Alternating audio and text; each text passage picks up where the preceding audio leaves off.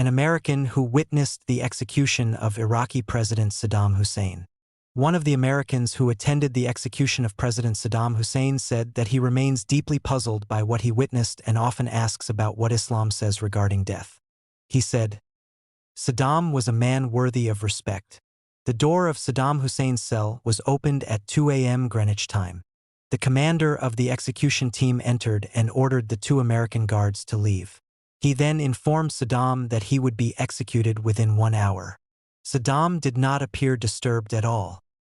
He requested a meal of rice with boiled chicken, which he had ordered at midnight, and drank several cups of hot water mixed with honey, a drink he had been accustomed to since childhood.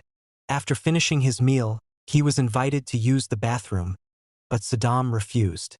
At 2:30 a.m., Saddam Hussein performed ablution, washing his hands, face, and feet, then sat on the edge of his metal bed reading the Quran, which had been a gift from his wife. During this time, the execution team was testing the ropes and the platform floor. At 2:45 a.m., 2 morgue workers arrived with a flat wooden coffin and placed it beside the execution platform. At 2:50 a.m., Saddam was brought into the execution chamber. Witnesses stood facing the wall of the room. They included judges, religious figures, government representatives, and a doctor. At 3:01 a.m., the execution process began, which the world later saw through a video camera positioned in the corner of the room. An official then read the execution verdict. Saddam looked calmly at the platform on which he stood, completely unbothered, while his executioners were afraid. Some of them trembling, others too frightened to even show their faces, wearing masks similar to those used by mafia members or militant groups. They were terrified. I almost ran out of the execution room when I saw Saddam smile after uttering the Islamic declaration. "There is no God but Allah, and Muhammad is the messenger of Allah." Is it possible for a man to smile seconds before his execution? Had the Iraqis not recorded the scene, my American colleagues would have accused me of lying, because this is something unbelievable.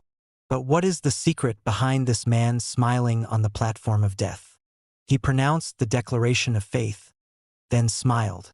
I assure you, he smiled as if he was seeing something that suddenly appeared before his eyes. Then he repeated the declaration with strength and firmness, as if a supernatural power had given him the ability to speak. Saddam Hussein's famous poem. After an argument with Judge Rauf Abdul Rahman, Saddam said to him, "I have 2 verses to dedicate to you." He said them with a smile. At that moment, the judge pressed the button that cut off the microphones, so the poem was heard only by those inside the courtroom. Saddam's lawyers later leaked it. The poem, "Do not grieve over the treachery of time, for often dogs have danced upon the corpses of lions. Do not think that by their dancing they rise above their masters. Lions remain lions, and dogs remain dogs. Did you know that he was the first ruler to bombard Tel Aviv with missile launchers? He terrified the Jews and forced them into shelters like rats. He used Arab nationalist slogans even during wars. He told the judge, 'Do you remember when I pardoned you when you were sentenced to death?'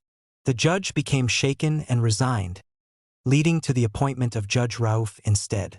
He said to the judge, 'We learned death in schools. Should we fear it after all these gray hairs?' He told Syria and Lebanon, 'Give me your borders for 1 week and I will liberate Palestine.' Saddam Hussein before his execution. An American officer asked Saddam about his final request. He replied, 'I want the coat I used to wear.' The officer asked him why. Saddam said, 'The weather in Iraq before dawn is cold, and I do not want to shiver so my people would think their leader is trembling out of fear of death.' The testimony of faith was his final statement in this world. And he said his famous words to Arab rulers, 'America will execute me, but your own people will execute you.'